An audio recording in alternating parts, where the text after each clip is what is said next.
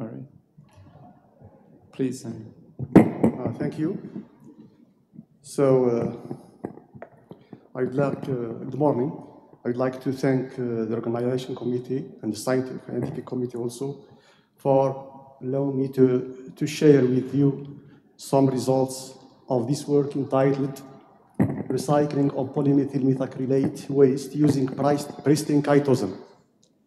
I should mention also that this work has been accomplished with the collaboration between Laboratoire de Sciences et Génie des Matériaux from the University of Ouari-Boumediene, Bebzouar, the Laboratoire des Matériaux Polymères Avancés from the University of Bejaia, and Laboratory of Materials from the University of Pretoria. It is known that there is an accumulation of plastics in the environment to the point that they create problems for wildlife and human populations. Why are synthetic plastics harmful? As you see here, our globe is under the mercy of plastics.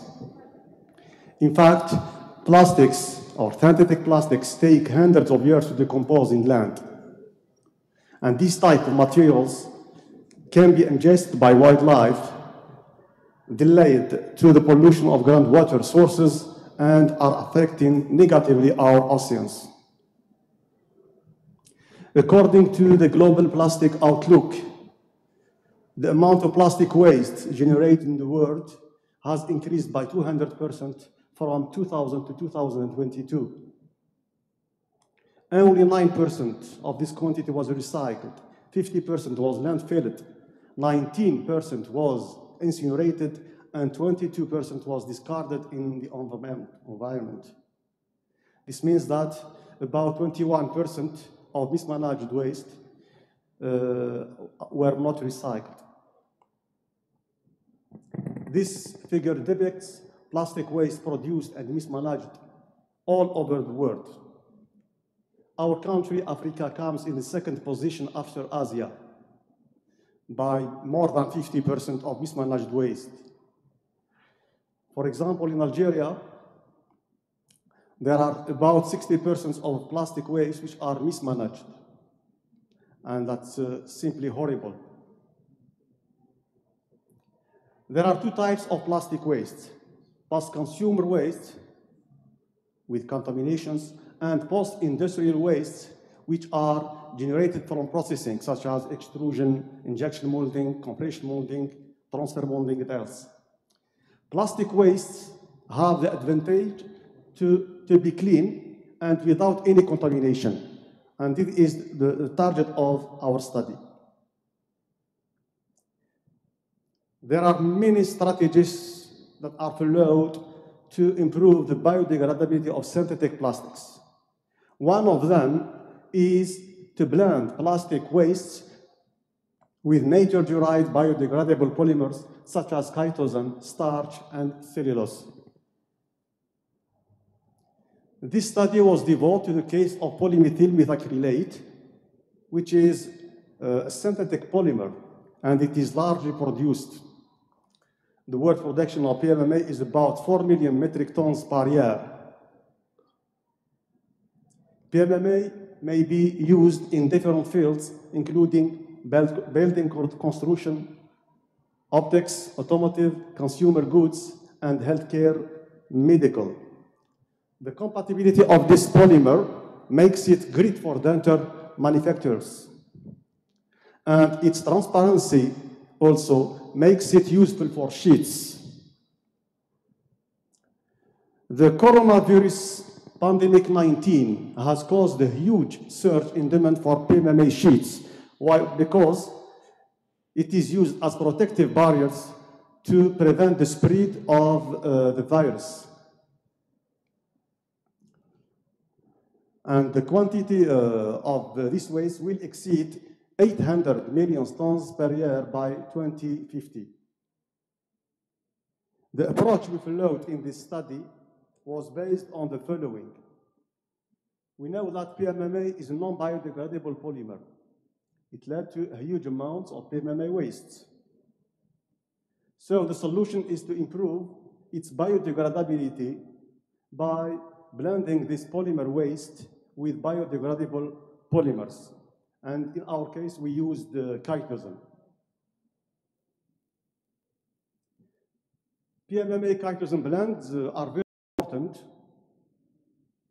So PMMA is a biocompatible polymer. It is non-toxic, but it is non-biodegradable.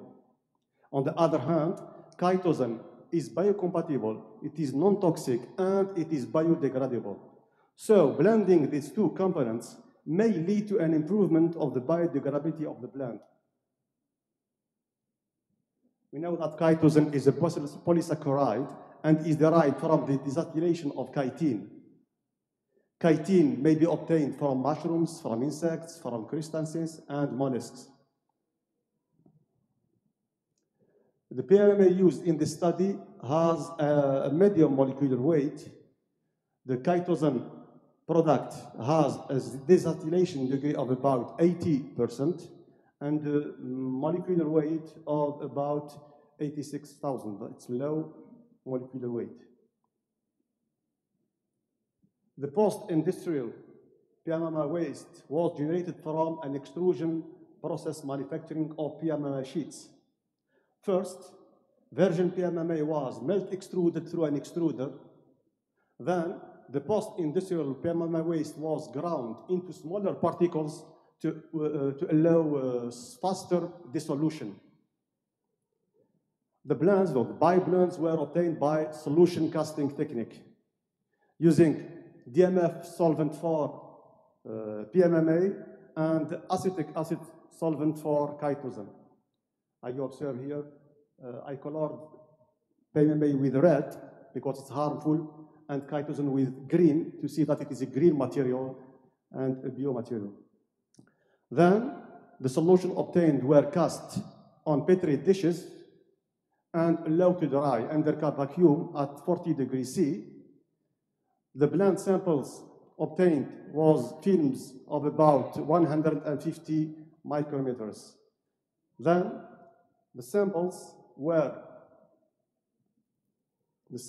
characterized using gel permeation chromatography for reduction molecule weight, FTIR ATR technique, DMA for TG values, nano indentation, TGA, and water absorption, as well as contact angle measurements. This table presents the formulation elaborated, the code and the composition. So we have V for version, P for post-processed or post-industrial, CS for chitosan. And the concentration of chitosan was varied from 0 to 10%.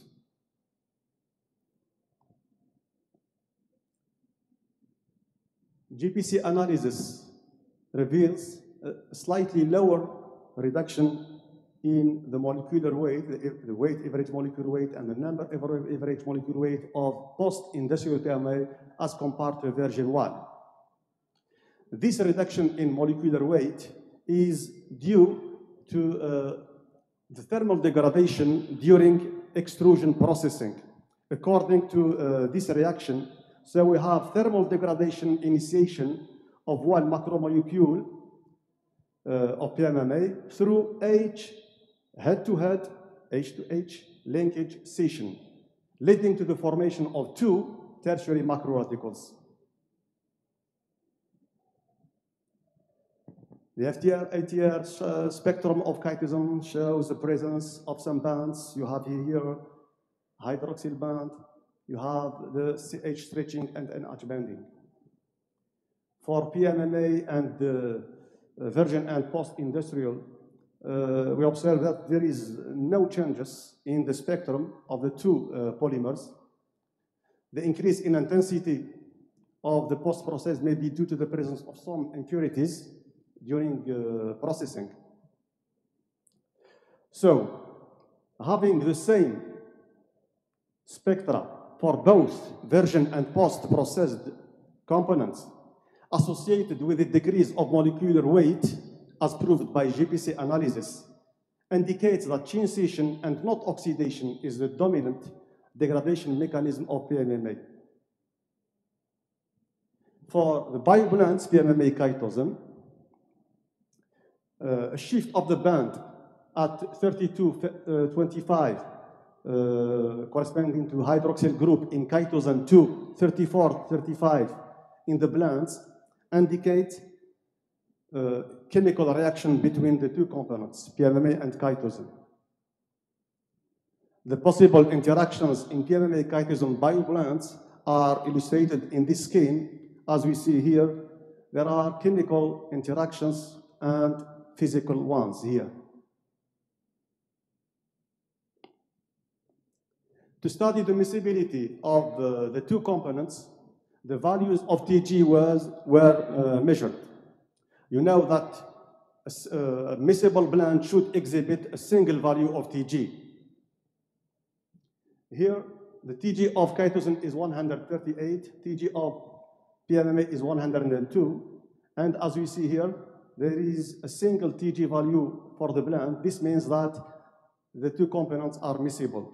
The same thing for post-industrial blends. We see here that there is also a single Tg value.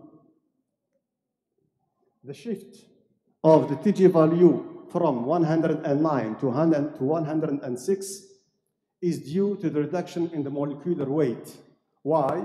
Because according to the Florey-Fox equation, the molecular weight is related to the glass transition temperature. As the molecular weight decreases, the Tg value will decrease.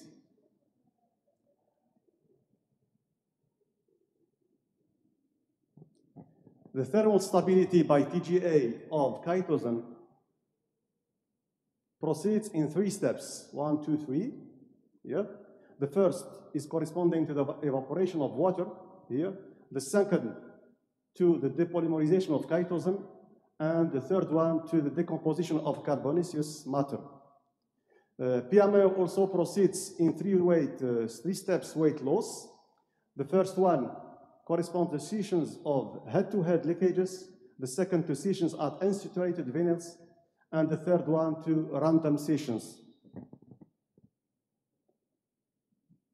For the bioblends, chitosan and PMMA, we observe that they exhibit exactly the same behavior as PMMA. This is due to the low content of chitosan, which was a maximum 10%. According to the values of T5% and T50% observed in this table, which are slow, we can conclude that thermal stability of post-industrial PMMA waste chitosan blends is not much affected compared to virgin PMMA chitosan samples. The nanomechanical properties of the blends were measured using nano-indentation tests, since we have obtained films. And the values of the elastic modulus and hardness were estimated using Oliver Farr software. The values of the elastic modulus and hardness obtained conclude that the nanomechanical properties of both post-industrial PMMA wastes and virgin ones are not much affected.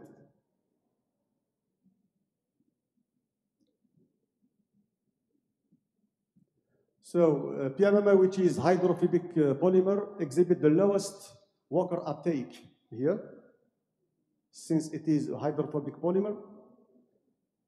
Chitosan, which is hydrophilic, exhibit the highest value, about 300 to 40%.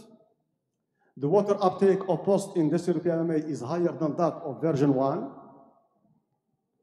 And the post-industrial PMMA waste increase, yes, the water uptake of the blends comparing to version 1. This is due to the reduction in the molecular weight. Since the molecular weight has decreased, so the mobility of the chains will increase.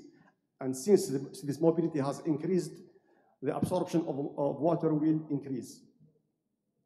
We done also some tests about contact angle to confirm this. So we observe here that adding the addition of 10% of chitosan decreases the contact angle from 79 to 72 approximately, which means that the hydrophility of the blend has increased. And further, the post-industrial PMI decreases further the contact angle to 56 degrees. So this reduction in the contact angle means that there is an improvement of the hydrophility of the bioblends. I have here just 2 videos.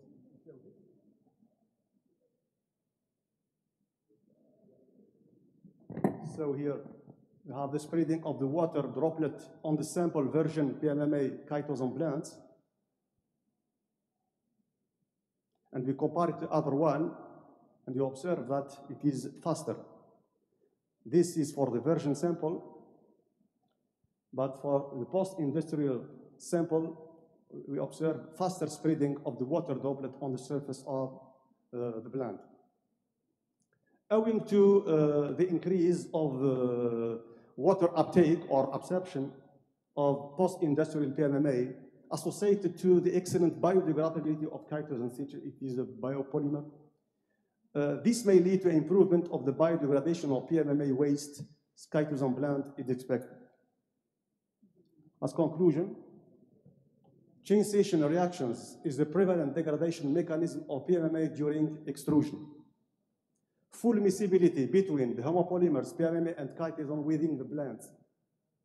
The thermal and nanomechanical properties of PMMA waste chitosan bioblends are not much affected compared to virgin PMMA chitosan blends. Post-industrial PMMA waste improves the water uptake of the blends. And the post-industrial PMMA waste improves the hydrophilicity of the blends. So an improvement of the biodegradability of PMMA waste chitosan blends is expected. For this, in perspective, other studies of biodegradability should be done. So we may conclude that there is a possibility of using a post-industrial PMMA waste by blending with chitosan without affecting its properties, thermal, mechanical, and by improving its biodegradability. Finally, I would thank the institutions and the person who helped me. I would thank Professor Qassi and Professor Walter Falk from South Africa, Centre CDTA, Technologie CDTA Alger, et my laboratory at Algiers, Babzoar, and you for your attention. Thank you.